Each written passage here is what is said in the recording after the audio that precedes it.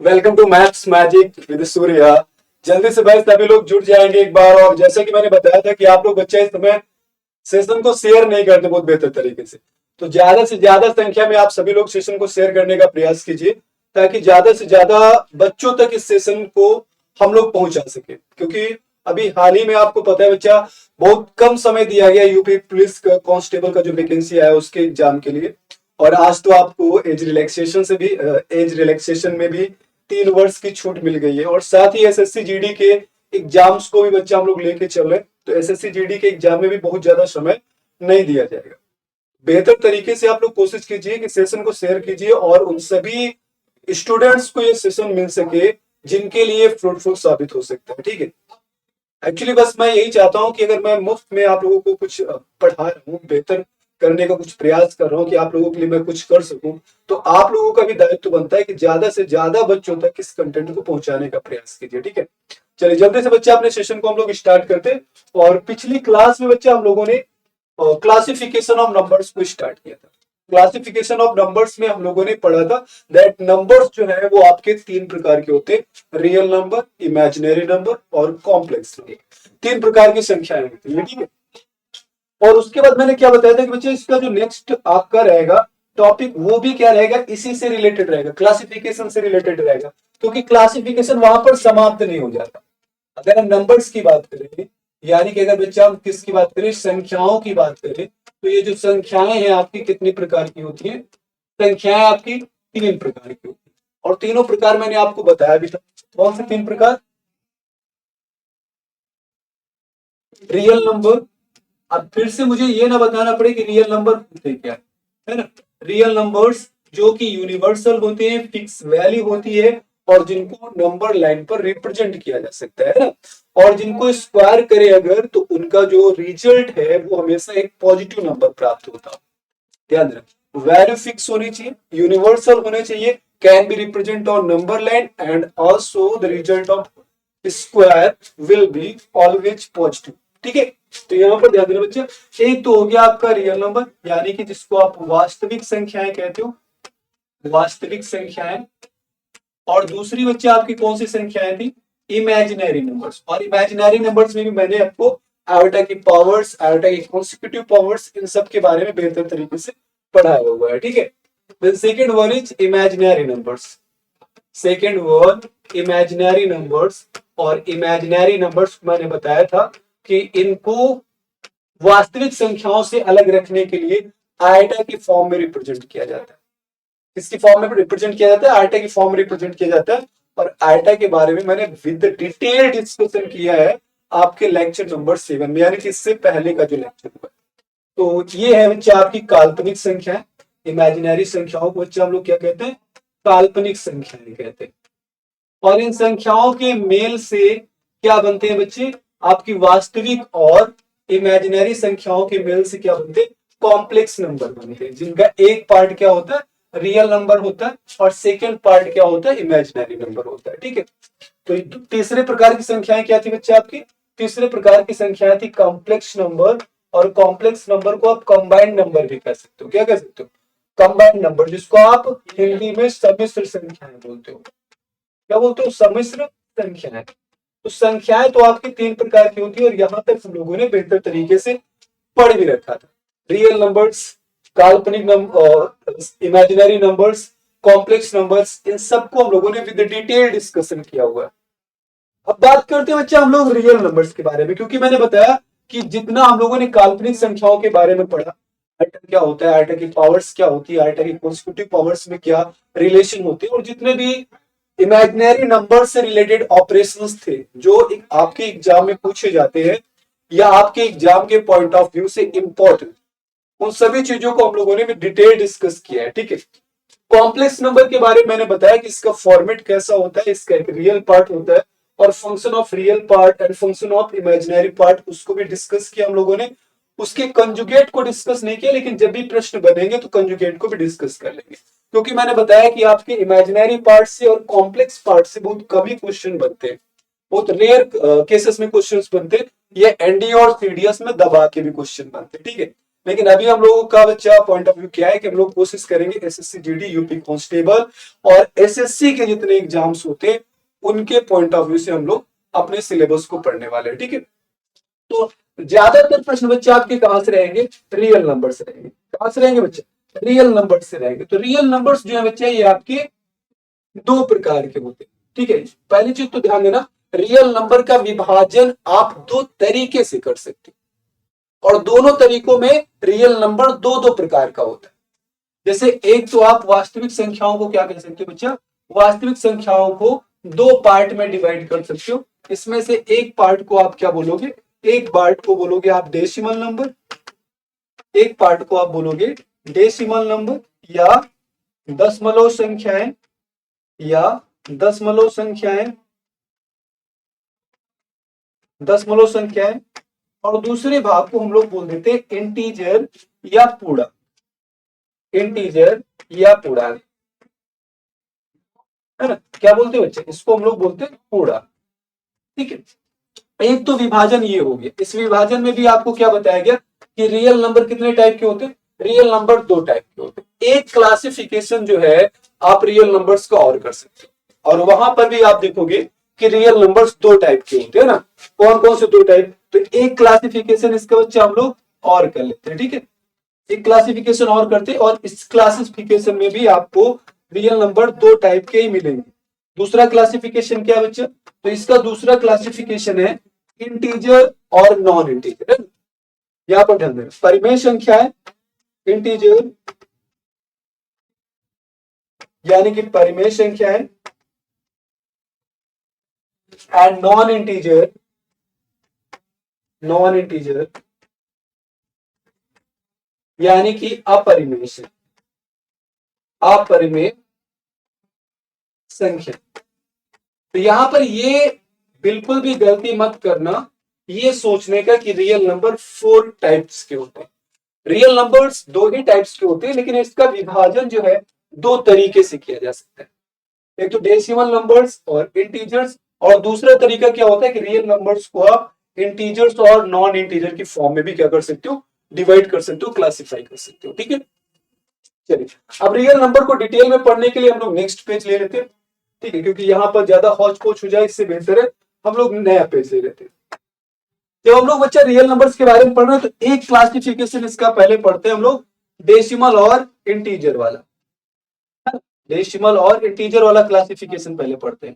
Real numbers यानी कि आपकी वास्तविक संख्या, वास्तविक संख्या कितने प्रकार की होती है बच्चा, मैंने बताया था कि जितनी भी संख्याएं आपकी हैं जिनको आप पहचानते हो, जिनका आप मान निकाल सकते हो, जिन भी संख्याओं को नंबर लाइन पर रिप्रेजेंट किया जा सकता है, जिनको यूनिवर्सली एक्सेप्ट किया जाता है, जिनकी एक फिक्स वैल्यू होती है, वो सभी आपके रियल नंबर है। ठीक है, तो रियल नंबर के बारे में मैंने आपको क्या बताया था कि रियल नंबर जो है ये आपके बेसिकली दो टाइप के होते हैं। कितने टाइप के होते हैं बच्चा, आपके दो टाइप के होते हैं।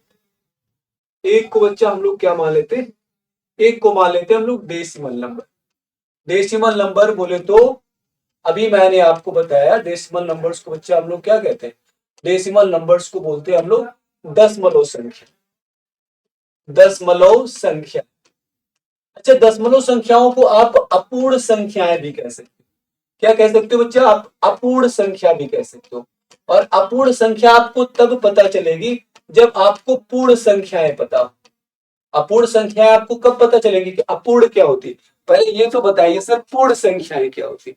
तो पूर्ण संख्याएं उन संख्याओं को बोला जाता है जो संख्याओं का जो काउंटिंग होता है वो कंप्लीट होता है, उसमें पूर्ण इकाइयां होती है। जैसे यहां पर ध्यान रखना बच्चा, दूसरा इसका टाइप क्या होता है, इंटीजर होता है। क्या होता है, इंटीजर, जिसका होता है, जिसको हम पूर्णांक कहते हैं, जिसको हम पूर्णांक कहते हैं। तो पूर्णांक यहां पर ध्यान देना बच्चा, सबसे पहली चीज तो निगेटिव में जितनी भी संख्याएं आपकी पूर्ण, पूर्ण का मतलब होता है जैसे आपसे कोई बोले कि मेरे को दो बनाना दे दो, तो वो आपको दो बनाना दे देगा। अगर आप उसको बोलो ढाई बनाना दे दो, 2.4 बनाना दे दो, 2.3 बनाना दे दो, तो वो आपको फिर दो बनाना तो देगा, लेकिन आगे का जो होगा वो तोड़ के देगा आपको, है ना। तोड़ने का मतलब होता है कि इकाई टूट रही है तो वो जो भी भाग होगा वो उस इकाई का अपूर्ण हिस्सा होगा, वो उस इकाई का अपूर्ण हिस्सा होगा। जैसे कि मैं लिख दूं भाई, मैं लिख दूं एक, तो एक का मतलब ये पूर्ण है, एक का मतलब है कि ये पूर्ण है। अगर आपसे कोई भी चीज एक मांगी जाएगी तो उसको तोड़ना फोड़ना नहीं पड़ेगा। ये पूर्ण है, दो पूर्ण है, तीन पूर्ण है, चार पूर्ण है, पांच पूर्ण है। इस तरीके से अनंत धनात्मक पूर्णांक जो होते हैं ये पूर्ण होते हैं, ये पूर्ण पूर्ण अंक होते हैं, या पूरी इकाइयां होती हैं, या पूरी संख्याएं होती हैं, इसीलिए इनको हम पूर्णांक कहते हैं। क्या कहते हैं बच्चे?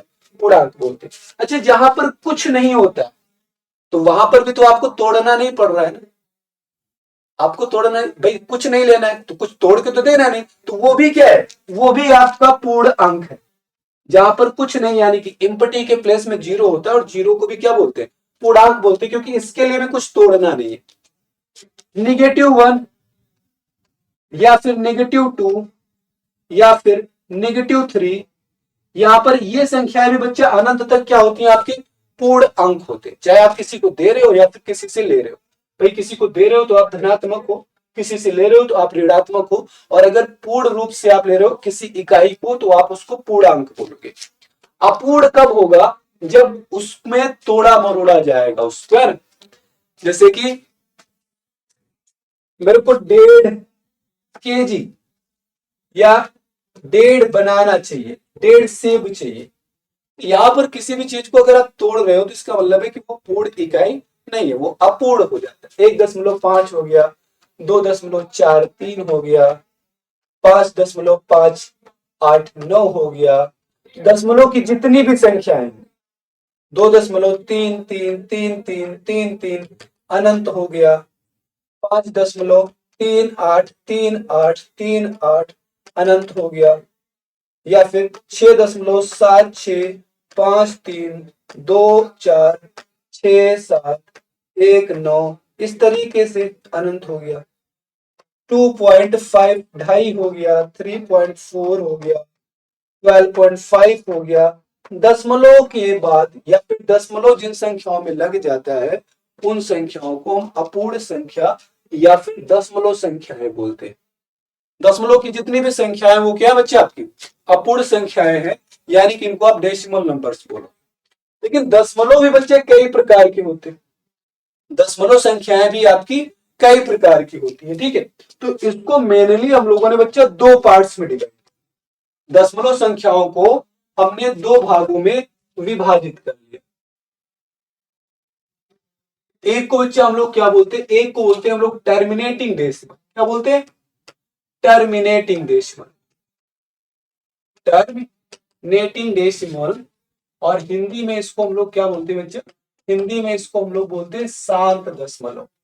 क्या बोलते हैं इसको? इसको शांत दशमलव बोलते हैं, शांत दशमलव। तो सर शांत दशमलव क्या होते हैं? कौन सी दशमलव संख्याओं को, कौन से डेसिमल नंबर्स को हम लोग शांत दशमलव संख्याएं बोलेंगे? कौन सी दशमलव संख्याओं को हम लोग शांत दशमलव संख्याएं बोलेंगे? तो बहुत सिंपल सी बात है, शांत होने का मतलब है कि रुक जाना, है ना? रुक जाना, धैर्य रखना। तो ध्यान देना, बिल्कुल वैसे ही यहां पर मैथ में भी देखेंगे। अगर किसी भी संख्या में दशमलव के बाद अंक आते हैं, और दशमलव के बाद आने वाले अंक जो है कुछ पुनरावृत्ति या कुछ रिपीटेशन या कुछ स्थान के बाद अगर रुक जाते, तो आप उनको क्या बोलोगे? शांत दशमलव बोलोगे। कि दशमलव के बाद एक अंक आया, रुक गया, या दशमलव के बाद दो अंक आए, रुक गए, दशमलव के बाद 3 अंक आए, रुक गए, है ना? तो इस तरीके से क्या बोलोगे कि यह शांत दशमलव है।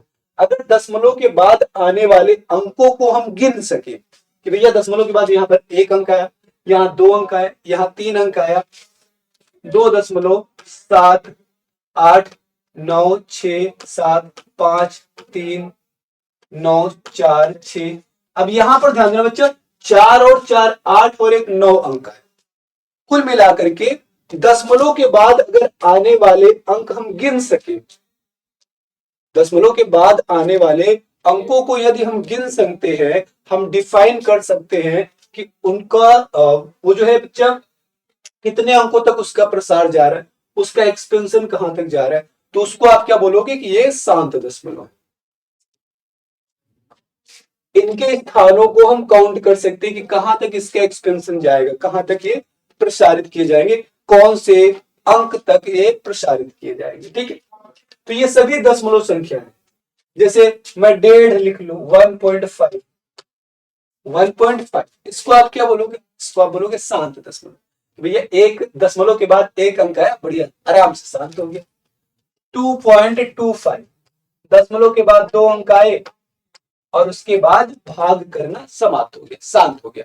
अब नहीं भाग करना, आपको परेशान नहीं करेगा, आपको अशांत नहीं करेगा, तो इसे हम बोलते हैं भैया शांत दशमलव, टर्मिनेटिंग डेसिमल। टर्मिनेशन का मतलब क्या होता है, टर्मिनेशन का मतलब होता है सेवा समाप्त होना। अगर आपको बोला जाए कि भैया आपको जॉब से टर्मिनेट कर दिया गया, तो इसका मतलब आपकी सेवा समाप्त है, अब कहीं और देखिए जाकर के आप, है ना। तो यहां पर भी क्या होता है कि दशमलव के बाद कुछ स्थानों तक संख्याएं या अंक आते हैं और उसके बाद उनकी सेवा समाप्त हो जाती है, तो उनको बच्चा हम लोग क्या बोलते हैं, शांत दशमलव संख्या बोलते हैं। नॉन टर्मिनेटिंग डेसिमल क्या होते हैं सर, नॉन टर्मिनेटिंग डेसिमल क्या होते हैं,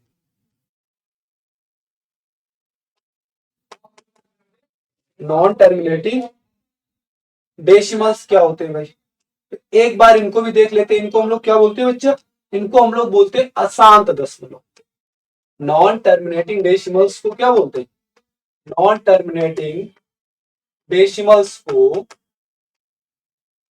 हम लोग अशांत दशमलव संख्याएं बोलते हैं। क्या बोलते हैं, अशांत दशमलव संख्याएं, अशांत दशमलव संख्याएं। अच्छा, पूर्णांक को यहीं पर आप छोड़े रखिएगा, ठीक है, पूर्णांक नहीं अभी हम लोग दशमलव संख्याओं को। तो अशांत दशमलव संख्याएं होती क्या, अशांत दशमलव संख्याएं क्या होती, तो अशांत दशमलव संख्याओं का मतलब है कि दशमलव के बाद आने वाले अंक यदि समाप्त ही ना हो, दशमलव के बाद आने वाले अंक यदि समाप्त ही ना हो, तो उसको आप क्या बोलोगे, उसको आप अशांत दशमलव संख्याएं बोलोगे। जैसे कि 1.5555, अब बार बार 5 आ रहा है, कहीं शांति नहीं है, भाग समाप्त ही नहीं हो रहा। जैसे कि मान लेते हैं आप जो है 1/3 करते या 10 को 3 से भाग देना है, तो आप क्या लिखोगे कि भैया 3 तरह की 9 हो गया, एक बढ़ रहा है, एक बढ़ रहा है तो दशमलव लगा देंगे, फिर 0 लगा देंगे, 10 हो जाएगा, फिर 3 तरह की 9, फिर एक बढ़ रहा है, फिर दशमलव फिर 0 लगा देंगे और फिर क्या हो जाएगा, 3 तरह की 9 हो जाएगा, और फिर एक बढ़ेगा, फिर 10 हो जाएगा। तो इस तरीके से भाग करते जाओगे, आप परेशान हो जाओगे, परंतु भाग ये समाप्त नहीं। तो ऐसे संख्याओं को बच्चे हम लोग क्या बोलते हैं, ऐसी संख्याओं को हम लोग अशांत दशमलव संख्याएं बोलते हैं, ऐसी संख्याओं को अशांत दशमलव संख्याएं बोलते हैं। तो यहां पर ध्यान देना बच्चा कि अगर दशमलव के बाद आने वाले अंक समाप्त नहीं हो रहे, जैसे आ गया 1.25, 25, 25 एंड सो ऑन, इन्फिनिटी, अनंत तक, कहीं कोई शांति नहीं है, समाप्ति नहीं हो रहा है, तो ऐसे में इसको आप क्या बोलोगे बच्चा, ऐसे में इसको आप अशांत दशमलव संख्याएं बोलोगे। आपका क्या आ रहा है बच्चा, 5.761321592346।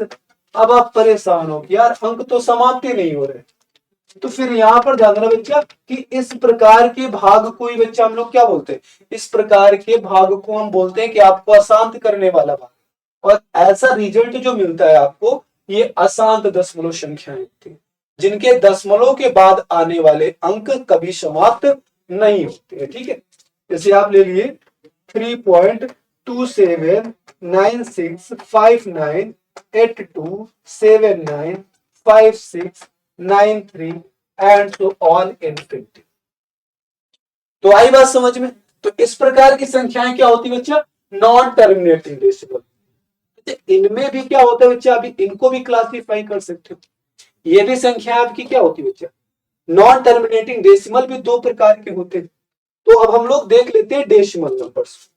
डेसिमल नंबर्स में मैंने आपको क्या बताया, सबसे पहली चीज तो बच्चे कि डेसिमल नंबर जो है ये आपके दो प्रकार के होते हैं।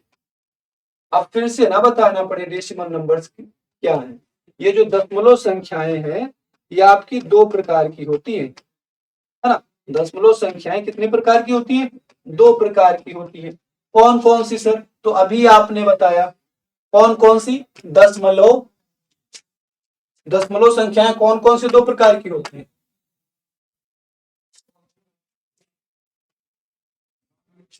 तो टर्मिनेटिंग डेसिमल यानी कि शांत दशमलव संख्याएं, terminating decimal, terminating decimal number यानी कि शांत दशमलव संख्याएं,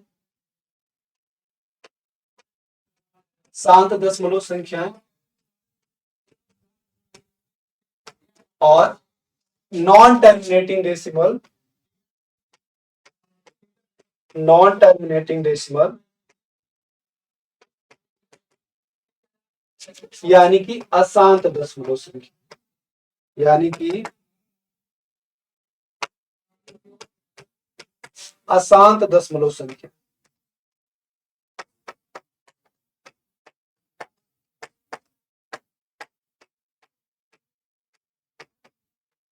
अच्छा मैंने बताया भी यहां पर बच्चा आपको क्या बताया मैंने कि जो टर्मिनेटिंग डेसिमल है इनमें दशमलव के बाद आने वाले जो अंक हैं वो एक विशेष स्थान के बाद समाप्त हो जाते हैं। जैसे एक के बाद मैंने दशमलव लगाया और एक अंक आया, फिर भाग समाप्त हो गया। दो के बाद दो पांच आया और भाग समाप्त हो गया। पांच के बाद तीन आया, भाग समाप्त हो गया। 2.7896 चार अंक आए, भाग समाप्त हो गया। 3.5896219112 आया, भाग समाप्त हो गया। इतने अंकों के बाद भाग समाप्त हो गया। तो यहां पर दशमलव के बाद यदि आने वाले अंकों को आप गिन पा रहे, उनके निश्चित स्थान है जिनको आप डिफाइन कर पा रहे, तो वो आपके शांत दशमलव संख्या। लेकिन अगर दशमलव के बाद आने वाले आप अंकों को गिन ही नहीं पा रहे, जहां पर जैसे 1.333333 एंड सो ऑन इंफिनिटी, तो ये क्या हो जाएंगे, ये आपके नॉन टर्मिनेटेड डेसिमल। कि भैया दशमलव के बाद कितने अंक आ रहे हैं हमको कुछ नहीं पता। 2.666 and so on infinity, 5.363636 and so on infinity. ठीक है, या फिर यहां पर आपने ले लिया एक एग्जांपल 9.6159267381, इस तरीके से अंक। तो यहां पर ध्यान देना बच्चे, ये सभी संख्याएं क्या होंगी, इन सभी संख्याओं में एक चीज कॉमन है कि यहां पर दशमलव के बाद आने वाले जो डिजिट हैं वो टर्मिनेट नहीं हो रहे हैं, वो समाप्त नहीं हो रहे। यहां पर टर्मिनेट हो रहे थे, सेवा समाप्त कर रहे थे, इस वजह से इनको हमने टर्मिनेटिंग डेसिमल बोल दिया। इनको नॉन टर्मिनेटिंग इस वजह से बोल क्योंकि ये अपनी सेवा समाप्त नहीं कर रहे। आई बात समझ में। अब नॉन टर्मिनेटिंग डेसिमल को मैंने आपको क्या बताया बच्चा, ये अगेन दो टाइप के होते हैं। जो नॉन टर्मिनेटिंग डेसिमल होते हैं ये कितने प्रकार के होते हैं, ये फिर से दो प्रकार के होते हैं। ठीक है, कौन कौन से दो प्रकार है sir, non terminating, non terminating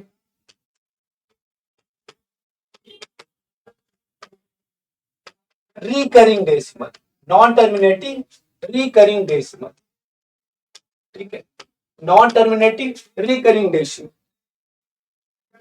तो यहां पर ध्यान देना बच्चा, नॉन टर्मिनेटिंग रिकरिंग डेसिमल है क्या, नॉन टर्मिनेटिंग रिकरिंग डेसिमल है क्या। तो री एक्वर का मतलब क्या हो रहा है भाई, रिकरिंग का मतलब क्या हो रहा है, रिकरिंग को आप अगर तोड़ो तो री एक्वर निकल रहा है। क्या निकल रहा है, री एक्वर निकल रहा है। एक्वर का मतलब होता है कि भाई आना, री का मतलब बार बार, दो बार कह सकते हो ना, दोबारा आना या बार बार आना।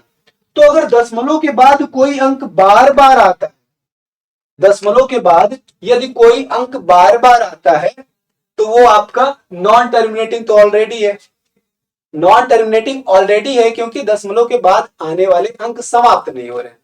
और एक ही चीज अगर बार बार आ रही तो आप क्या बोलोगे कि एक ही चीज रीएक्वर कर रही है, तो नॉन टर्मिनेटिंग तो पहले से था, अब ये क्या हो गया, रिकरिंग डेसिमल हो गया। क्या हो गया, रिकरिंग डेसिमल हो गया, जब कोई एक पैटर्न बार बार रिपीट कर रहा हो। Just be like that 1.333333 and so on infinity. तो पहली चीज तो इसका प्रसार क्या है, इसका एक्सपेंशन इनफाइनाइट तक। इसका एक्सपेंशन कहां तक है, इसका एक्सपेंशन इनफाइनाइट तक है। तो इससे क्या क्लियर होता है कि ये नॉन टर्मिनेटिंग है, इसमें टर्मिनेशन नहीं हो रहा है। रिकरिंग डेसिमल क्यों है, क्योंकि इसमें एक ही चीज है जो बार बार एक्वर कर रही है। कौन सा अंक है जो बार बार एक्वर कर रहा है, तो 3 जो है यही अंक बार बार रिपीट हो रहा है, इसी की पुनरावृत्ति हो रही है। तो इसको हम क्या कर देते हैं, हम लिख देते हैं 1.3 बार। भाई बार बार आ रहा था ना, तो मैंने क्या किया, 3 पे बार लगा दिया। तो इसका मतलब क्या है, कहीं पर भी अगर 1.3 बार लिखा हो तो आपको पता चल जाना चाहिए कि इसका मतलब क्या है, 1.3 अनंत बार आ रहा था, और अनंत बार लिखने से बचने के लिए यहां पर 3 के ऊपर बार लगा दिया गया है। इसका मतलब ये होता है और इसका मतलब ये होता है, समझ गए। अब इतना बड़ा ना लिखना पड़े, इसलिए इसको सरल भाषा में इस पर बार लगा करके इसको रिप्रेजेंट किया जाता है। तो इसका मतलब क्या है कि ये अंक जो है इसमें बार बार रिपीट हो रहा था, उसको जो है वहां पर लिमिटेड कर दिया गया, थोड़ा सा इसके एक्सपेंशन को समेट दिया गया। लिखने के तरीके में मतलब वही है वो अनंत बार है, लेकिन उसको आसान तरीके से लिख दिया जाता है। जैसे किसी का बड़ा नाम हो, उसका एक निक नेम रख दो, है ना। चलिए अब जैसे यहां पर मैं लिख दूं 0.272727 इनफाइनाइट। तो भैया पहली चीज तो इसका जो एक्सपेंशन है, जो प्रसार है, जो अंकों का विस्तार है, वो अनंत तक जा रहा है। तो इसका मतलब क्या है कि ये नॉन टर्मिनेटिंग है, इसमें अंक टर्मिनेट नहीं हो रहे हैं। रिकरिंग क्यों है, रिकरिंग इस वजह से है कि इसमें एक पैटर्न है जो बार बार रिपीट हो रहा है, और वो पैटर्न क्या है, 2 7 का कॉम्बिनेशन। तो यहां पर ध्यान देना, ये जो 27 यानी कि 2 7 डिजिट है, 2 डिजिट है, ये बार बार रिपीट हो रहे, तो मैं क्या लिखूंगा, 0.27 बार। ये इसका निक नेम हो गया, ये इसका क्या हो गया, निक नेम हो गया। यानी कि इसको ये लिख सकते हो और इसको ये लिख सकते हो। Is that clear. अगर मैं लिखूं 0.2777 इनफाइनाइट, तो इसको भी तो आप रिप्रेजेंट कर सकते हो ना बार सिस्टम में। कैसे रिप्रेजेंट करोगे, भाई मैंने दशमलव लगा दिया। अब 2 तो रिपीट हो नहीं रहा है, 2 रिपीट नहीं हो रहा, रिपीट कौन हो रहा है, 7 रिपीट हो रहा है। तो 2 को एम ही ले लो, 2 को एम ही ले लो, 7 रिपीट हो रहा है, तो 7 के ऊपर क्या लगा दोगे, 7 के ऊपर बार लगा दोगे। 7 के ऊपर क्या लगा दोगे, बार लगा दोगे, लेकिन अब की बार 2 पे बार नहीं लगेगा, लंबा बार को नहीं खींचना है, ठीक है। अगर मैं लिखूं 0.3457 और ये अनंत तक प्रसार हो, तो सर इसको कैसे लिखेंगे, तो बिल्कुल सिंपल है। किस प्रकार से लिखेंगे बच्चा इसको, भाई तो यहां पर ध्यान देना बच्चा, 3 रिपीट नहीं हो रहा है, तो 3 को वैसे ही रख लो। रिपीट क्या हो रहा है, 457, ये पैटर्न रिपीट हो रहा है, तो ये पैटर्न रिपीट हो रहा है, तो इस पर हम क्या लगा देंगे, इस पर लगा देंगे बार, और दशमलव जहां था वही लगेगा, 457 के ऊपर बार। तो ये जो संख्याएं हैं दशमलव की, जिनको आप बार में रिप्रेजेंट कर सकते हो, जिनको आप बार में रिप्रेजेंट कर सकते हो, इसका मतलब क्या है कि इसमें कोई एक पैटर्न है जो बार बार रीएक्वर कर रहा है, बार बार रिपीट हो रहा है, और इन्हीं को आप क्या बोलोगे, रिकरिंग डेसिमल बोलोगे। क्या बोलोगे बच्चे, रिकरिंग डेसिमल बोलोगे। आई बात समझ में। अच्छा, रिकरिंग डेसिमल पे बहुत जबरदस्त तरीके के प्रश्न भी बनते हैं, अगर हो सका तो आज ही पढ़ा देंगे, और अगर नहीं समय मिल पाया आज तो कल इस पर बेहतरीन से हम लोग सेशन करेंगे, और सारे एग्जाम्स के लिए वो सेशन बहुत इंपॉर्टेंट भी होगा, ठीक है। चलिए अब आ जाते हैं बच्चे कि यहां पर इसका दूसरा टाइप क्या होता है। तो दूसरा टाइप क्या होगा बच्चा, बिल्कुल इसका मिलता जुलता नाम, non terminating, non terminating non terminating, non recurring, non recurring. तो ध्यान देना, ये भी बिल्कुल वैसा ही है बच्चा, बिल्कुल वैसा ही है। कह रहा है कि एक क्वालिटी तो तुमसे मिलती है। क्या क्वालिटी मिलती है? कि भैया तुम भी नॉन टर्मिनेटिंग थे, हम भी नॉन टर्मिनेटिंग है, लेकिन तुम में कोई भी पैटर्न रीएक्वायर कर रहा था, मेरे में कोई पैटर्न रीएक्वायर नहीं कर रहा। मैं नॉन रीएक्वायरिंग डेसिमल हूं। क्या हूं? नॉन रीएक्वायरिंग डेसिमल हूं।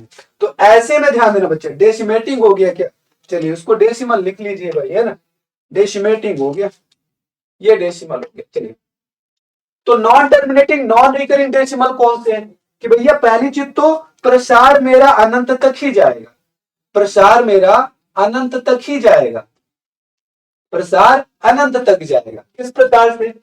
भैया है तो हम भी नॉन टर्मिनेटिंग ही ना, तो प्रसार हमारा भी अनंत तक जाएगा। 5796259181 इस तरीके से अनंत तक जा रहा है, लेकिन कोई भी पैटर्न यहां पर रिपीट होता नहीं नजर आएगा। आपको ये नहीं नजर आएगा कि ये पैटर्न जो है ये फिक्स है, ये बार बार इतना ही रीएक्वायर कर रहा है, ऐसा आपको नहीं लगेगा। तो ऐसे डेसिमल्स को हम लोग बोलते हैं non terminating, that's mean expansion will be till infinite, है ना। और नॉन रीअकरिंग का मतलब क्या हो रहा है? नॉन रीअकरिंग का मतलब हो रहा है कि यहां पर कोई भी पैटर्न आपका रीएक्वायर नहीं कर रहा है। Is that clear?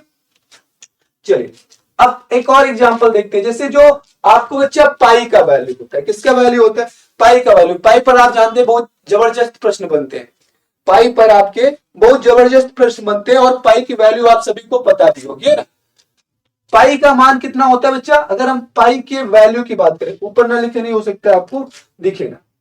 पाई की वैल्यू क्या होती है? 3.14152, और इस तरीके से आप देखोगे बच्चा ये अनंत तक होता है, लेकिन यहां पर भी आपका कोई भी जो पैटर्न है वो रिपीट होता नजर नहीं आता है। तो पाई के दो मान, तो पाई को आप एक तो लिख सकते हो 22/7, ठीक है, 22/7, और दूसरा पाई का, अब 22/7 का जो मान आएगा, 22/7 का नहीं, ध्यान देना 22/7 कोई पाई का एक्चुअल वैल्यू नहीं है। इसके बारे में एक चीज आप नोट करना बच्चा, कि पाई का मान जो है, पाई का मान आपको क्या बताया जाता है? आपको बताया जाता है सर ये 22/7 होता है, ठीक है। लेकिन यहां पर ध्यान देना बच्चा, ये अप्रोक्सीमेट वैल्यू होती है। ये पाई की क्या है? ये पाई की अप्रोक्सीमेट वैल्यू है। 22/7 क्या है? ये पाई की अप्रोक्सीमेट वैल्यू है। पाई का जो एक्चुअल वैल्यू है वो 3.1452 करके ऐसे होता है ना। क्या होता है? 3.1415921592 and so on till infinite होता है, टिल इनफाइनाइट होता है। अब 22/7 का मान निकालोगे तो कुछ इस तरीके से निकलेगा, लेकिन इसका जो कंप्लीट पैटर्न है वो इनफाइनाइट तक है। और इनफाइनाइट होने का मतलब क्या है? आपको कैसे पता कि उसको हम सॉल्व करेंगे तो यही आएगा। तो ये क्या मान लिया गया? ये एक लगभग वाली वैल्यू मान ली गई कि हाँ कुछ अंकों तक जो है ये चीज मैच करती है ना, 22/7 के साथ। तो ये यहां पर ध्यान देना, इसका जो एग्जैक्ट वैल्यू है इसको आप डिफाइंड नहीं कर सकते हो, ये नॉन डिफाइंड है ना। ये क्या बच्चा? ये आपका एग्जैक्ट वैल्यू इसका नॉन डिफाइंड है पाई का। इसके बारे में हम लोग इस केस को बेहतर तरीके से भी डिस्कस करेंगे, ठीक है। चलिए फिर से अपने यहां पर आ जाते हैं। तो पाई की वैल्यू जो होती है बच्चा, ये क्या होती है आपकी? ये एक non terminating non recurring decimal type का number, non terminating non recurring type का डेसिमल। इसके अलावा आप देखोगे बच्चा जो अपसैलन की वैल्यू होती है, अपसैलन की वैल्यू 2.7182, और इस तरीके से आप देखोगे इनफाइनाइट होता है, और यहां पर भी कोई पैटर्न रिपीट नहीं होता है, मतलब ये भी non terminating non recurring decimal होता है। और ऐसी कोई भी संख्या जिसका दशमलव प्रसार अनंत तक जाता, 29356759, और इस तरीके से अनंत तक उसका प्रसार जाता हो, दैट्स मीन वो नॉन टर्मिनेटिंग टाइप का नंबर हो, नॉन टर्मिनेटिंग डेसिमल हो, और उसके बावजूद अगर उसमें कोई पैटर्न कॉमन नहीं है, कोई पैटर्न रिपीट नहीं हो रहा है, तो इसका मतलब बच्चों फिर आपका कौन सा नंबर हो जाएगा? Non terminating non recurring decimal हो जाएगा, non terminating non recurring decimal हो जाएगा। अच्छा, इंटीजर को भी हम लोग और डिटेल में पढ़ेंगे, इंटीजर को और डिटेल में पढ़ेंगे, लेकिन इससे पहले मैंने आपको क्या बताया था? इससे पहले मैंने आपको बताया था बच्चा कि इसका एक और क्लासिफिकेशन होता है, रियल नंबर का एक और क्लासिफिकेशन होता है, इंटीजर यानी कि परिमेय और नॉन इंटीजर यानी कि अपरिमेय। इंटीजर यानी कि परिमेय और नॉन इंटीजर यानी कि अपरिमेय। तो ये सेशन जो है बच्चा हम लोग इसको कल कंटिन्यू करेंगे और कल बेहतरीन तरीके से आगे के क्लासिफिकेशन को देखेंगे। आज डेसिमल का क्लासिफिकेशन देखा और जस्ट कल हम लोग कोशिश करेंगे कि इंटीजर्स और नॉन इंटीजर्स को भी यहां पर डिफाइन कर सके और नॉन इंटीजर या नॉन रिकरिंग डेसिमल्स पर जो भी आपके प्रश्न बनते हैं उन प्रश्नों को हम लोग बेहतर तरीके से सॉल्व कर सके। बड़े लाजवाब से प्रश्न बनते हैं और कई बार जो है, कई बार क्या लगभग हर बार ही पूछे जाते हैं रिकरिंग डिजिट से रिलेटेड आपके प्रश्न, और बेहतर तरीके से बच्चे आप लोग उनको देखेंगे। ठीक है, तो तब तक के लिए आप सभी बच्चों को बहुत बहुत थैंक्स, धन्यवाद, जो आप लोगों ने पिछले लेक्चर्स में, पिछले सेशंस में हमें प्यार दिया, और उम्मीद करता हूं कि यही प्यार आप लोग बनाए रखेंगे। ठीक है, चलिए, धन्यवाद आप सभी बच्चों का।